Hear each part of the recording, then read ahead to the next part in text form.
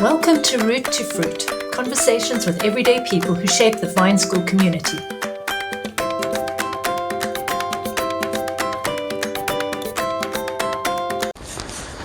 Presentation positions. Right, Mr. VW. Volkswagen. Wonderful to see you again. Lovely to take the time to chat. Thank you for joining us. Thank you for squeezing us into your hectic schedule. How's the day going? Yeah, I mean it's end of the year. The days go quickly. But yeah, generally just a good sense of peace as we end off. Yeah, I think the days are always volatile, but it's been good. Cool. Right, let's get into a bit of history. Please share with us, for those of us who don't know, how you ended up finding yourself here at the Vine. Sure. I'll keep it as succinct as possible. So 2021, probably 2022 actually. So when we had our firstborn in 2021, and when she was about a year and a half, 2 years old, the community we lived in, limited options for schools and etc. So boarding school wasn't really the way that we saw our family operate, although it works for me. And we just started, I was very happy where I was working, my wife was happy, we were happy in the community, fairly happy. So we had plans to live there until we're old. But then, I don't know, we just felt sort of a prompting or stirring to consider what does the future actually look like. And so my wife's got a little prayer book, and I call it the magic book, because I say to her, whatever you write in there, more often than not, God answers those prayers. So we started praying, I think more specifically she, about the future. What does it look like for us? Where do we go? I think at the time we were quite isolated in terms of church community, people our age, the season, the stage of their life that they're going through. So we just started asking God, are we still where you want us to be?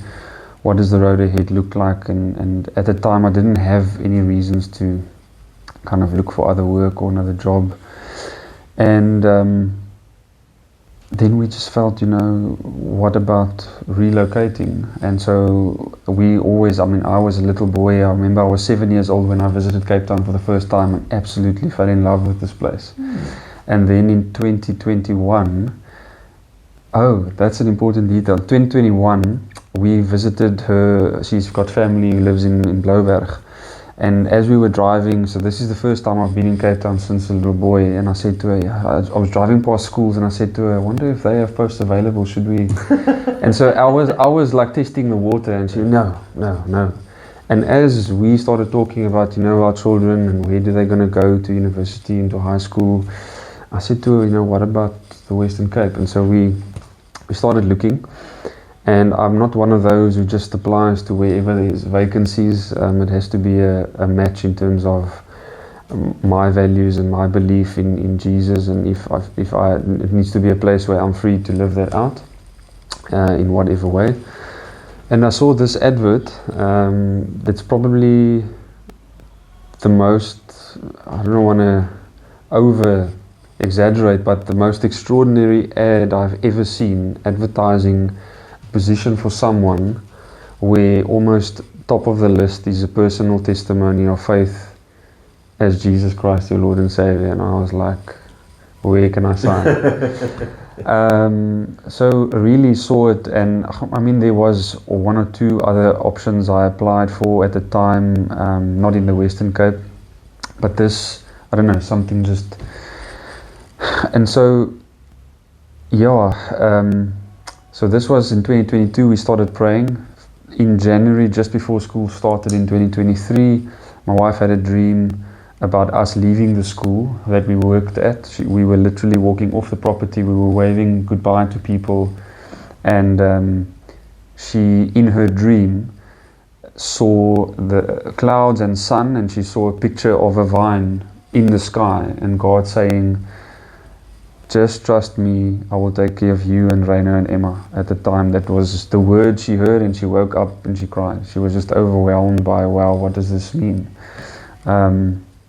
And so 5 months later I saw this advert, and I didn't even talk to her much. She knew I was looking and that I would apply to wherever I feel. And I remember telling her, I didn't show her the advert, but I said, I just read this ad and this is the requirements, and I'm just going to ask for application forms. And then in a month later, in the school holidays, so she didn't tell me about this dream.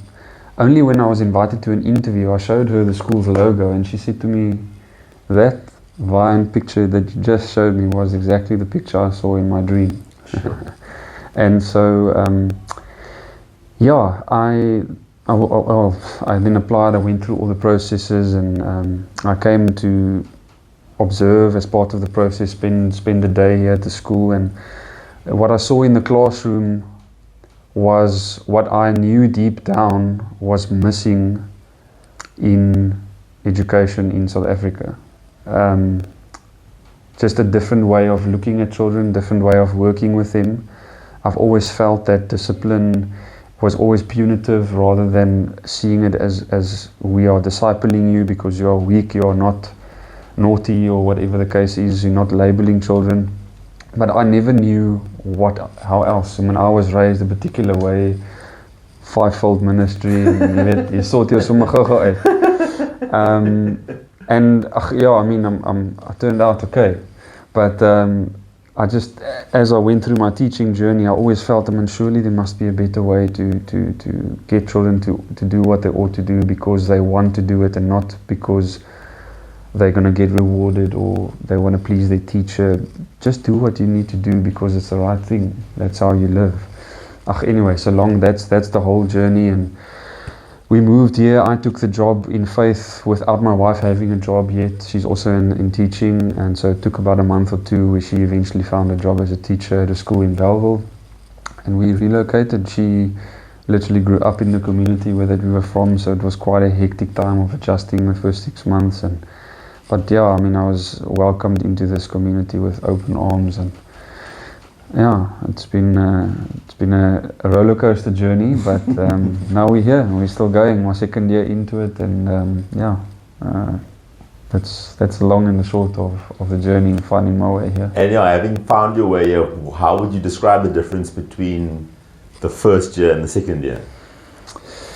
Actually, the first year was really, I felt like I belong here. It does feel like I've been here for longer than I have. It does feel like I've known the people for longer than I actually have. But the first year really was just to trying not to rock the boat. I mean, in general, that's not the kind of person I am, but I wasn't going to come in and say, I'm younger than most principals. I'm going to show the world that God has called me to do this thing. I just try to learn as much as I can, adjusting to this different way of teaching, a whole different way of thinking about children and education, finding my feet, and just getting to know the staff was important. And so I think compared to this year, it does feel more like, I mean, it's God's school, but it does feel more like, okay, this is the place that I'm busy building and creating, and these are the things that we're doing as a school to get to where, what we would like to see it be like. And it's little things like planning the calendar for the following year. I mean, coming here last year, I basically just had to go with whatever's on the calendar, and now it just feels more like, okay, this is my space, I belong here, that's my seat, and it's a hot seat, but I'm in it for a reason. And yeah, so what's been lovely this year compared to last year. So I do take a while to kind of show my, how can I say, extroverted side. So it's been, as I've been getting to know the staff and the parents, so it's been just good to feel more connected and know, okay, where does everyone fit in. And so it does feel a lot more like community and family, like I did compared to last year. Yeah. Cool. Now, if you could describe the Vine School in one sentence, wow, what would that one sentence be? Phew, one sentence. You know, if I make use of a lot of commas, it can still be one sentence. One sentence, if I can describe the school. It's a place where all persons, children, staff, parents, are seen as persons created by God and respected because of that, and a place where they can feel like they belong, and a place where they can discover who He has called them to be. And it's a long sentence. That is, yeah, that's sure. I can probably do more than a sentence, but That's cool, thank you. So what does character formation actually look like practically in the daily life of the school? So, yeah, I think Gina can tell you some great stories of you know, habits and formation that we've seen in the past. But if I can put it down to maybe one or two things, if let's say a child, so how we see character formation, how we measure growth is if someone comes to our school, regardless of which grade, if they arrive here, maybe a person that is not the kindest, is not the most generous. By the time they leave, we want to see and want to know, are you kinder than when you arrived? Are you more generous than when you arrived? Are you more tolerant of others? Are you more, do you persevere more? Are you more diligent than you were when you came here? But practically it would mean if for example, the kids are playing a game of handball, moonball, whatever they call it. I mean, you've played it since you've joined the school. And there would be times where sometimes a child really just doesn't deal well if he mishits the ball and he has to now be out and wait for that. Like losing is a hard thing for some children to deal with. And so with our teachers being on the playground most of the time, class teachers, just keeping an eye on what the interactions are like, and if they notice, I'm just going to use a boy as an example, but if they notice that this boy really struggles when he's out of the game and it causes relational tension dynamics within the group, he would say to him one day, so say after school, he would say, look, I saw you playing today, and you know, I noticed that this is how you react when you just tell me about, you know, what's going on there. And then the boy would explain sometimes reasons, or he would just say, I don't know, I just don't like losing. And he says, so what would it look like for you? What do you think it could mean for your relationship and you as a person if you learned how to deal with losing, how to accept defeat? And then the child would think, and he would maybe say, well, I actually think I would maybe have more friends because they would enjoy playing with me more. I said, okay, but would you like to have that and experience that? And mostly the child would say yes. And he says, okay, well, I've got an idea. What about tomorrow after school, or just the first 5 minutes of break, you and we play a game of handball, and you beat me, and I'll show you how to respond if I lose. And he would show him, and he said, okay, now we're going to practice. Now we're going to play. You're going to lose. Not on purpose. We're going to play until you lose. And this is what you're going to do when you lose. And that repetition, it can go on for days, it can go on for a number of weeks.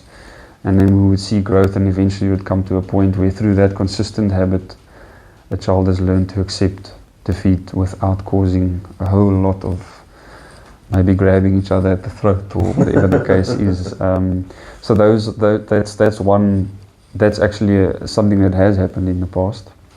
Other examples of children who struggle to sit still, close their eyes when we pray in the mornings, etc. And ways that we practice that. But anyway, that's all right. Yeah. So it's not just this airy-fairy, children must be kind and patient. It's one thing to say it, okay, but how do you train a child? How you can actually train. You can learn how to be more patient. Yes. You can learn how to be more tolerant. So it's things that need to be practiced. And often it's done by sowing an idea in them so that they can understand why it's important to be able to learn how to accept defeat or be more patient, etc. Sure. What is it about the early years that are so critical for laying a foundation of character? I think the earlier so we believe, just in, I know we're speaking about character formation, that the way we approach discipline is that if you actually look at the word itself, discipline actually means discipleship. And I think many people would refer to discipline as another form or way, and that's a different conversation. But we feel that, we believe that children disobey for either one of three reasons. Firstly, it's either due to ignorance, so they don't know what they're doing is wrong. So we inform their ignorance. You say, look, actually you can't say that to someone, or you can't take something that doesn't belong to you. Then, if they know, oh, it's wrong, and then sometimes the children would go, okay, no, I won't do that again. If they then do it again, then we view it as, okay, there's a weakness here. And then there are, like I explained in the previous questions, the practical steps one can do to address the weakness. Then there's rebellion, which they know it's wrong. Their ignorance has been informed. We've tried to work at the weakness, but now, they are choosing to do the wrong thing. So the sooner character formation starts, those primary years, let's say from 4, 5 up to about 9, if we can deal with ignorance, weakness while they're young, you will hardly find that it ever turns into rebellion at an older age, because you've helped them, because they haven't formed consistent bad habits which leads to rebellion and making bad decisions. I'm not saying that if a child comes to us in grade 6, it's going to be impossible to shape and form their character, but it's going to be much harder work because of those neural pathways that have been traveling the same route every time. But yeah, those formative years are critical in terms of laying down the good foundations, the good habits, working on informing their weakness, informing their ignorance, working on their weaknesses, so that when they are older, they just know what to do, because they've repetitively have worked at choosing kindness, choosing humility, choosing to listen. And yeah, that's, I think the earlier that can start with all of us, the more whole people will be, and the better citizens we'll be, and the better we are in a position to make a difference wherever we are as adults in the working place one day. I was just thinking, as you're explaining it, the sooner you start, the fewer bad habits there are to unlearn. Yep. And just start laying the correct habits fresh. What becomes possible when a teacher is working with only 1 to 12 learners in a classroom as opposed to 30 learners in a classroom?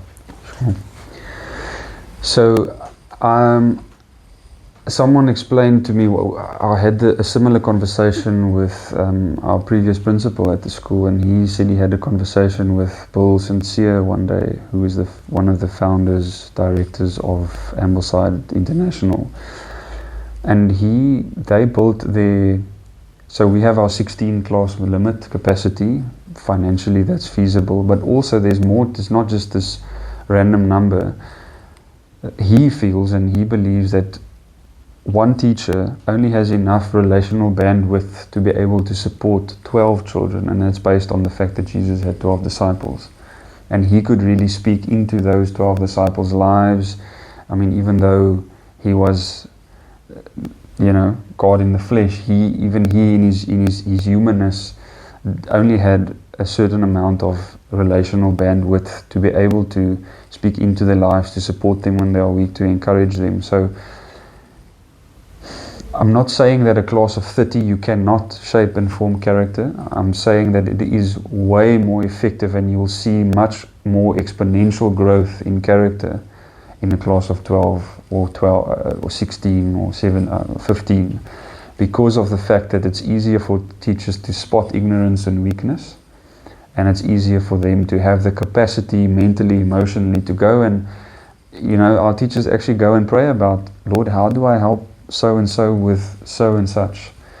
And it's amazing what the Holy Spirit reveals to them. Simple little things that they come and they share it with the parents, and that's the next most amazing exponential growth factor, is if there's a support strategy and the parents buy into it and they commit to it, and it's really phenomenal to see the difference it does make. So yeah, I would say I don't think character formation is impossible with a large class of 30, but I do think it's a lot harder, and you do see much more exponential growth in a smaller class, just based on the fact that one person can only do so much before you burn out and lose your mind. So without sharing private, confidential details, is there a specific example you can think of the impact that a small class made on a particular child? I can think of one. I was actually in the classroom when it happened last year. Again, you must ask that question to Gina when you get to interview her. She will share many stories, because she's just worked here for so long. So we have this thing called narration, one of our ways that we believe works in terms of children learning, listening, reading, listening, retelling, which helps them to assimilate what they've read and heard, and also to then retain. So I was observing in a class, it was grade 4 last year, and it must have been somewhere in the 3rd term. And there's this boy who really was reluctant to tell back. So what would happen is the teacher would read a section of the text, and she would say, who would like to tell back, or she would call on someone to tell back. And then the children would tell back in as much of the author's language as they can what was just read. And so this one boy, he really just, who would say, I'm thinking about it, can you come back to me? He just kind of shied away from telling back because of confidence, and he is a very introverted child. And also in a bigger class, those weaker, quieter ones, not weaker ones, but the quieter ones wouldn't be called on at all, because there are so many others who are enthusiastic. And so you will find in the bigger classes, the strong become stronger, the weak grow weaker, because that's just, a teacher can only do so much. And so they were reading, and I could see that the teacher has been working with him, because it seemed like what I could pick up, and just chatting to her afterwards to help, to support him in his telling back, she would give him sort of the first line of the part that they read, and said, okay, tell back, starting here and ending here, and that would kind of prompt him and help him to kind of structure his thoughts and get it in the correct sequence and so on. And so she asked him directly, would you like to tell back, and can I give you, and then she asked him, can I give you the opening? And he's like, no, it's fine. And he starts telling back, and he tells back, and he tells back almost verbatim from the text. And when he stops, I think even during, I mean, I wasn't aware that he was, he was being supported in the tell back. I only found that out after speaking to the teacher.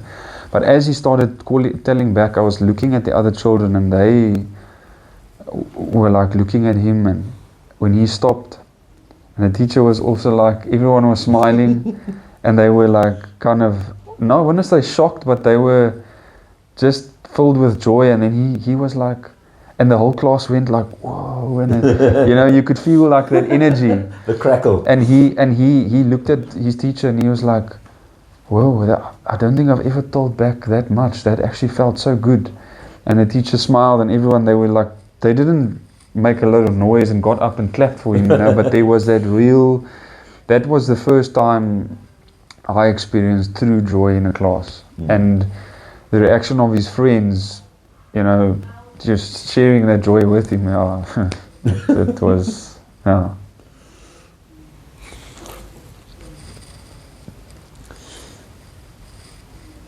So what is it that creates the warm relational atmosphere that people often talk about at the Vine School? Yo, you have the deep questions here today. You're right. Making me dig deep here. What creates the warm relational atmosphere? I think it starts with us who work here. One of the things that we, almost the very first fundamental thing that new teachers are exposed to or taught is the Charlotte Mason's, what she calls the great recognition. Understanding that you as the teacher or the person here have been called to an office, whether it's not like this office, but your role, the teacher, the principal, the business manager, yeah. And with that office comes the sense that you are under God's authority, but in His authority, where you are standing in your class, in your office, in His authority. It's not something that you've earned or something that you have now all of a sudden placed on yourself, and now because I've got this title, this position as a teacher, I now have the right to X, Y, and Z. We understand, we are taught to operate from that place that we recognize that the Holy Spirit is the ultimate teacher. That's what she calls the great recognition. And I think because with that comes a whole lot of learning, humility, that this is actually, yes, I went to varsity and yes, I did my part, but actually the one who does when children come to know and exposes them to the ideas, and I mean, we sow the seed and the watering and the plant grows, that whole analogy. I think it's an understanding from us who work here is that we view, like I said earlier, everyone as persons. You are not some sort of product that arrives here and we now have to mold and shape you into this perfect end product that goes out into the world. You are a person. You're going to come to us with a set of strengths, weaknesses, tendencies. We're going to help you to be the best person God has created you to be. And I think that's what creates that welcoming atmosphere. You're not just a number, you're not just a metric, you are a person, and we believe sent here by God for a specific time, and we want to do whatever He's called us to do to help you be what you need to be as you enter the next season of your career, school life, or whatever it is. So there's really there's no pretense. What you see here is what you get, and the people that are here all make sacrifices to work here, in the sense of they could be earning a lot more money in other places, but they don't want to. They're not interested because they know the value of what they do here. It's eternal. When you work on character formation, those are things that you can't buy kindness. And if you learn to become a kind person, that's something no one's going to take away from you. So I would say that is, possibly a long and complicated answer, but if I could put it that way. How do our families help shape and strengthen the sense of community? I think I mentioned earlier, when parents support the strategies that are put in place by the teacher, or Gina works closely with the teachers and the students, coming up with practical little things to help the children, form good habits or come out of a bad habit into a good habit. Consistently applying those strategies at home as well. And having a young family, I know the challenges that come with that, and being able to stay on top of everything while you need to cook and they need to bath and the lunch boxes and all that gooders. But I think is to not be tempted by what the world says in terms of education and what your child should be exposed to at a certain stage, or all this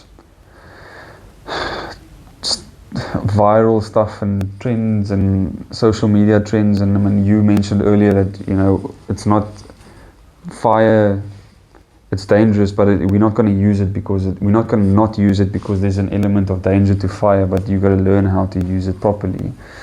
And so I think families can support this atmosphere, this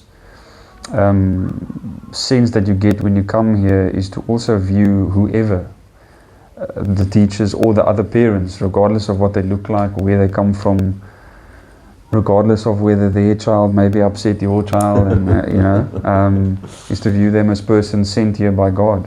And we are, every parent, every granny, grandpa, aunt, uncle is part of this community, not by coincidence. I really don't believe that. And it's to be alive to your purpose as a parent at the school. Sure. What can I bring? We live in such a consumerist world. It's always, okay, I pay for a service, what can I get? But what would a world look like if we start thinking, instead of thinking, what is my child getting, or what am I getting as a parent? And it's not, you have to obviously get provided a good service for what you pay for, but what if we think about who is my child becoming instead of what they're getting? What am I bringing to this equation in terms of the community? Am I bringing my resources in terms of time? Whatever else it might be. So just to flip that narrative around about just consuming, what am I bringing? I mean, I see it at church as well a lot. People, you come and then you go, you get your fix for the week instead of going, what can I bring to this table? Yeah. You know, we can't, in terms of the Lord's table, we can bring nothing but our weakness and our sin. But in terms of a community, you know, not what am I getting, who is my child becoming, and what can I bring? Every contribution is very important. Yeah. Regardless of if it's material, if it's emotional support, whatever. I mean, if it means you come once a week and you help us make photocopies, you're bringing something. I think of the boy who brought his little bit of fish and bread, and the disciples who had to bring their jars of water. They had to bring something, and that's when the miracles happened. So, yeah. So what excites you most about the direction the school is?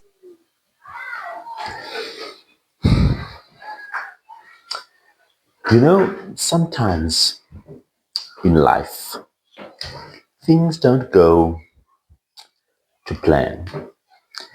Let's say hypothetically you decide that you're going to start a podcast at the primary school where you just recently started working. And you don't necessarily have all of the equipment. And what you do have is not ideal, but you're just going to do it, and figure it out as you go. Then you get into the second episode and you discover the lifespan of the mics that you are using. I bought these mics on, I won't say, because they're not bad mics, they're just not expensive. And so now we are discovering the limits of what these mics can do. And we sort of discovered it at the end of our first episode, my one. But the one with Mr. V is slightly longer than my one. So what we are discovering, the mics record for about half an hour. Then they start to make funny noises and eventually die. So there's a little bit more to this podcast that we didn't get the audio because the mics died. In particular, there was a question I asked Mr. V that he answered, and I was quite moved by his answer. And there's no way for us to get that back. So what I will do is I'm going to narrate as best I can the rest of his interview, because you can see it, because we've got the video, you just can't hear it. So I'll just try my best to narrate what we got. And then that will be episode 2. Okay, so the question that I'm asking now is, what excites you most about the direction the school is heading in? And then Mr. V takes a moment to think about it, and what he says is the fact that he gets to do it with me, which I found to be I found it very moving. I burst out laughing. I'm not sure that's what you see there.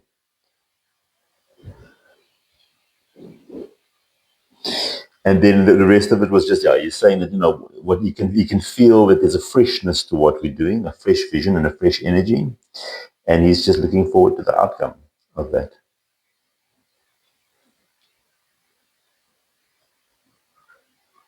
Cool. So we get the sound back. I think his mic has died. Period of time. But I think what we're now hearing, we're hearing it to the mic that's on me, which will also die soon. So I'll just leave it. I'll leave it there for now. No changes there, but I think what excites me is the unknown. Weirdly, okay. Is we, as you said the other day, God's word is a lamp unto our feet, but it's generally just the next 1 or 2 steps.